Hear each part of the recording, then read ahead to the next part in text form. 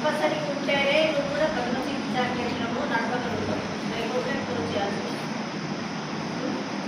Injections వాడకూడదు, ivy fluids వాడకూడదు, high antibiotics వాడకూడదు, కార్టిన్ ఫ్లూయిడ్స్ వాడకూడదు. మనం చెప్పినట్టు ఒకరి ఇంజక్షన్ ఒకరికి వేస్తే హెచ్ఐవి రావచ్చు, హెపటైటిస్ బి రావచ్చు, ఏ రావచ్చు, సి ఏమైనా రావచ్చు.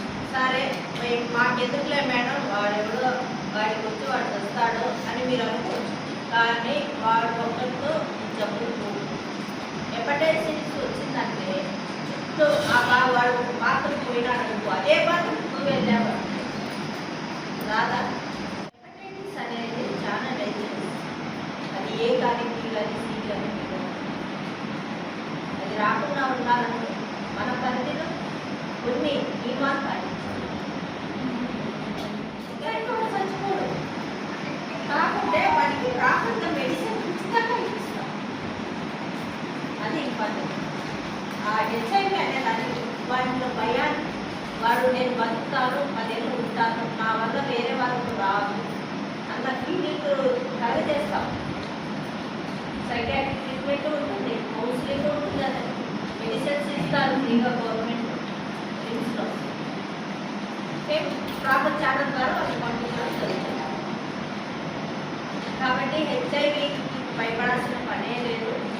ధైర్యంగా వచ్చి చెప్పమని చెప్పండి. మీకు తెలిస్తే ఇమీడియట్గా వెళ్ళాల్సింది చెప్పండి.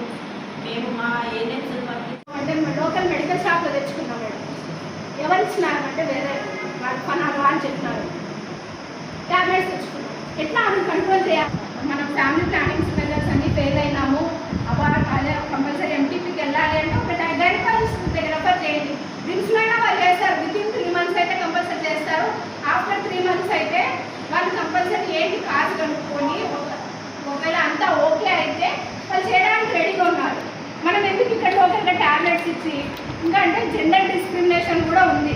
5 నెలల తర్వాత అవన్నీ మన హెల్త్ ఎడ్యుకేషన్ ద్వారానే కంట్రోల్ చేయొచ్చు. సో మీరు అబార్షన్ ట్యాబ్లెట్స్ అట్లాంటివి ప్రిస్క్రైబ్ చేయకండి. ఒకవేళ అలాంటి సిచ్యువేషన్ వస్తే వాళ్ళని గైనకాలజిస్ట్ దగ్గర పంపించండి. ఇప్పుడు మేమేమి ఒకవేళ అబార్షన్ ట్యాబ్లెట్స్ ఇచ్చేసి మీరు గమ్మున అయిపోతారు, వాళ్ళ ఇంటికి పోతారు, వాళ్ళ సమస్యలు వాళ్ళు ఏంగా వాళ్ళకు అవగాహన కల్పించాలి.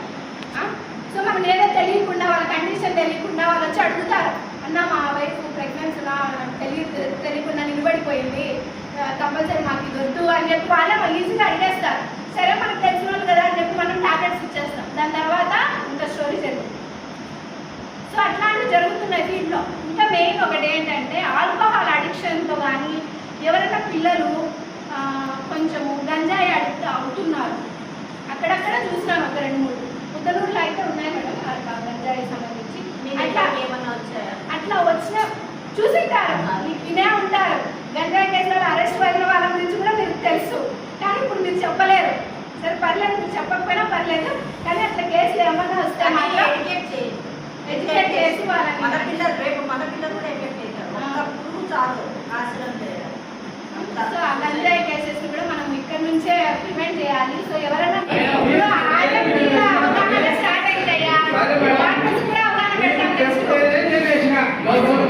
మీరు అని డాక్టర్స్ మీరు అని